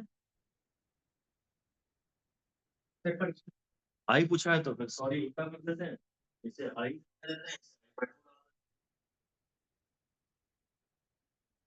बस इससे आप सॉल्व कर लेना, आ जाएगा आंसर, मैं छोड़ रहा हूँ। 83 का transmission light to large distance through optical fibres is based on TIR. 84 में तो बेचारा गरीब फार्मूले पे ही उतर आया अब। आई अब वो कोई भी दिया, उससे कोई चिंता नहीं है, तुम उसमें उखाड़, अच्छा हुआ तुमने डिस्कस किया, तुम क्या उखाड़ लोगे, ये बात सही है। नहीं, अरे, इसके हिसाब से कोई और ऑप्शन हो सकता है क्या, तो बकवास बंद करो। सुनो मेरी बात ध्यान से, बात इसने सही सही की है, मैंने भी ये देख लिया था टिक करने के पहले। छोटी मोटी गलती उनकी माफ करो, उनको लीनियर नहीं बोलना चाहिए था, एंगुलर बोलना चाहिए था। और तुम सुप्रीम कोर्ट के ऊपर भी चढ़ जाओगे ना कि यहाँ से हम कूद रहे हैं, तो भी कुछ नहीं सुनेगा, कूद जाओ। अरे कुछ नहीं कर पाते, कुछ नहीं कर पाते। इनकी गलतियों को माफ करो। ये बात सही है कि मैं एंगुलर होना चाहिए था, पर तुम इस चक्कर में ये मत सोचना कि कहीं रीअरेंज करके शायद कुछ आ जाता हो, कुछ नहीं।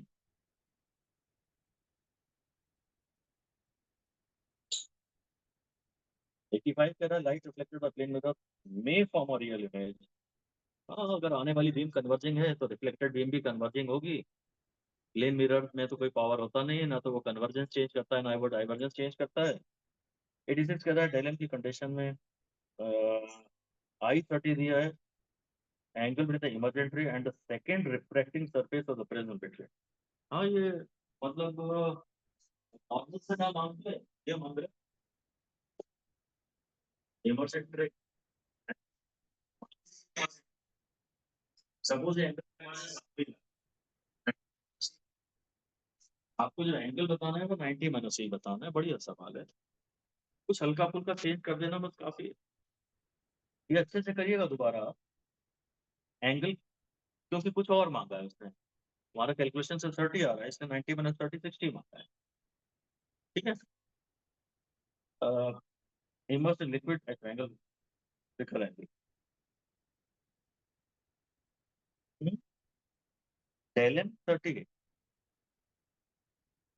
is immersed in liquid, its angle of minimum deviation is 30 degree। क्या पता यार कैसे करेंगे, किया है क्या किसी ने कुछ।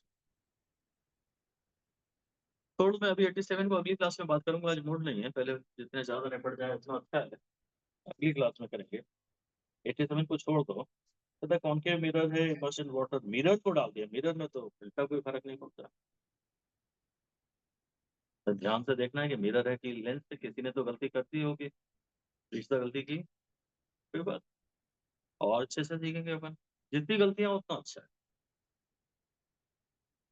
कोई दिक्कत नहीं।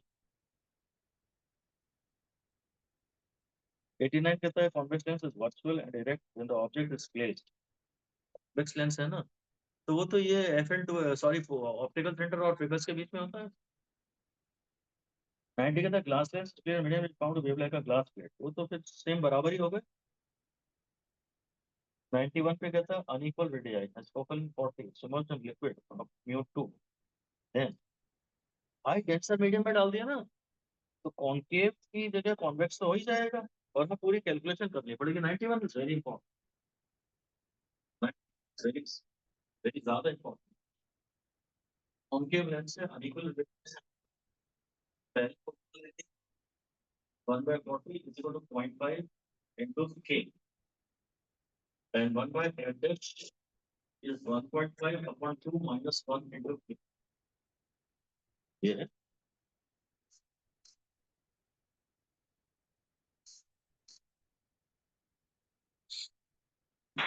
बस इतनी सी तो कैलकुलेशन। ये जो लेंस मेकर्स फॉर्मूला है, जिसमें म्यू को चेंज करते हैं, उसके खूब सवालों की प्रैक्टिस करें जहां मौका मिले।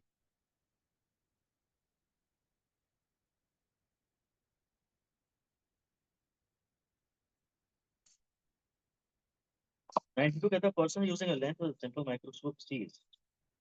तो फाइनल इसमें तो एक ही इमेज होती है, राइट और वर्चुअल इमेज होती है, ठीक है। 93 a piece of plain glass is placed on words with less different color that is appears minimum raised। तो रेड में सब मिनिमम होता है।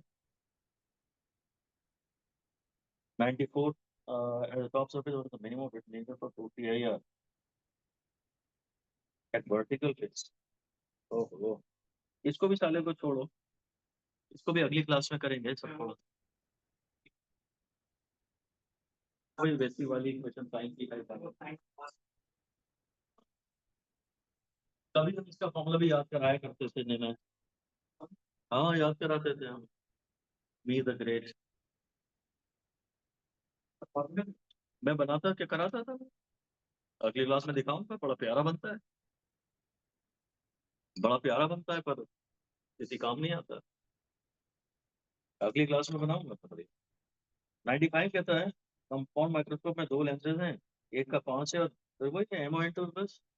अब चक्कर में मत पड़ना, इतना डिटेल हम ही साले गधे हैं जो हमने इतना लंबा पढ़ा दिया कि एक का लीनियर लेते हैं, एक का एंगुलर लेते हैं। ये हमारे ज्यादा पढ़ाने की वजह से आपकी सोच बड़ी हो गई। 96 कहता है डेप्थ एच रेडियस सर्किल, तो भाई वो तो H upon root mu square minus 1। 97 कहता है ray of light angle small बोल दिया, चलो खुशी हुई। इमर्जेंस क्या बोल रहे हैं, इमर्जेंस नॉर्मली, तो भाई ई जीरो, तो आर टू जीरो, तो बस mu is sine I by sine A. तो क्या आप और फिर है तो भाई आई बाय, ये भी अच्छा सवाल है, इतना भी रोटी कितना भी कॉमन हो चुका है, इम्पोर्टेंट सवाल है। अब मैं 98 पे आ रहा हूँ। अब focal length of objective eyepiece angle magnetic infinity. अरे यार, ये आंसर क्या दिया है इसका, फोर ही होगा ना, कोई एनसीईआरटी वाला क्या। 99 पे जा रहे हैं। 95 10 इमेज 25 पे बन रही है। अच्छा यू पूछ लिया, हाँ तो यू फॉर डी पूछ रहा है, बढ़िया। 1/f is equal to 1 by minus 25 minus 1 by u। ये फॉर्मूला है, ये अच्छा इंपॉर्टेंट है ये 99। एंगल भाई अपन नहीं करते, इसको कुछ दिया गया तो है नहीं।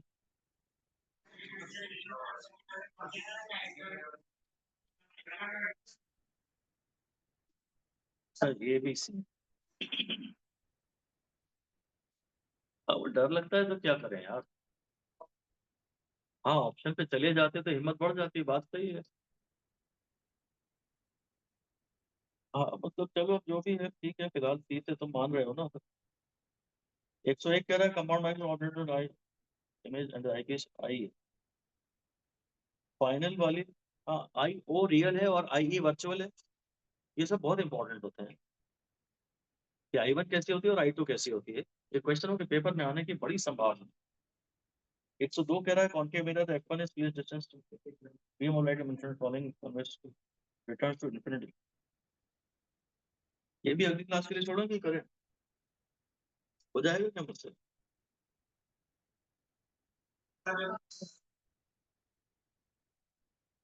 चलो इसको ट्राई कर ही लेते हैं। A concave mirror is clearly at a distance d from a convex lens. The other way, a beam of light coming from infinity falling to this convex lens, concave mirror. A concave mirror is the distance to the convex lens. पहले lens होगा, बाद में mirror होगा, बाद में convex है। A concave mirror. A beam of light coming from infinity falling on this convex lens dash concave mirror combination returns to infinity. जरूर है। इसके 2f, इसका ये 2f होगा, क्योंकि इसके 2f इसके 2f, इसका ये f होगा प्लस 2f होना चाहिए। हाँ, तो अपने पास को रिट्रेस कर ऐसे इसके नॉर्मली करनी चाहिए ना, नॉर्मली करनी चाहिए, जिससे आती है वही तो नॉर्मली करती है। हाँ हाँ,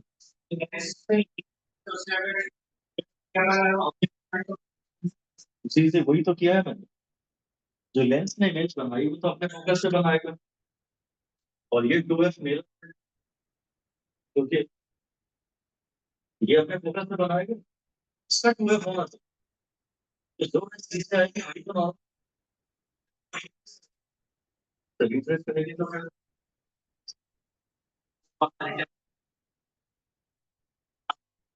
सही बात है।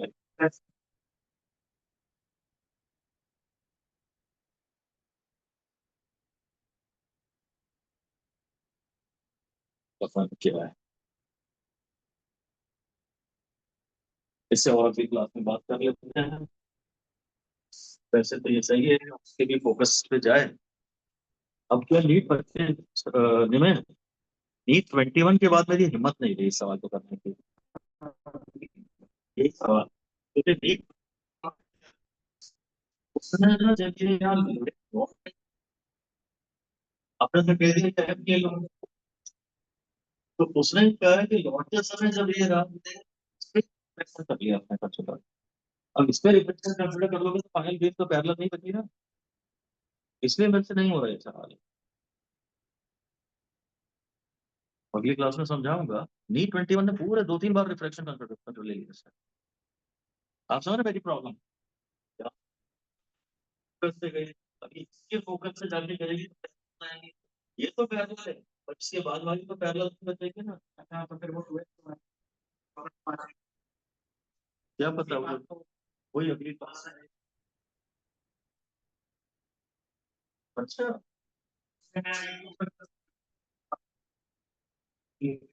चलो मैं अगली क्लास में करूंगा, अभी मैं 103 कर लूँ जरा।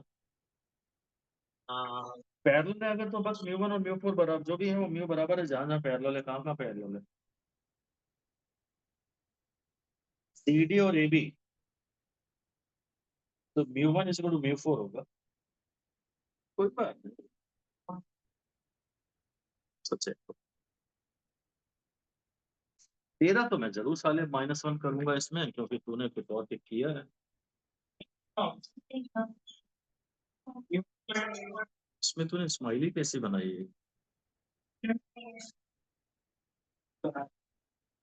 मुस्कुराना है, सही बात है, शाबाश। सही है, शाबाश, very good, very good, excellent, यही चाहिए। तो चलिए, ठीक है, वेडनेसडे को बात करते हैं।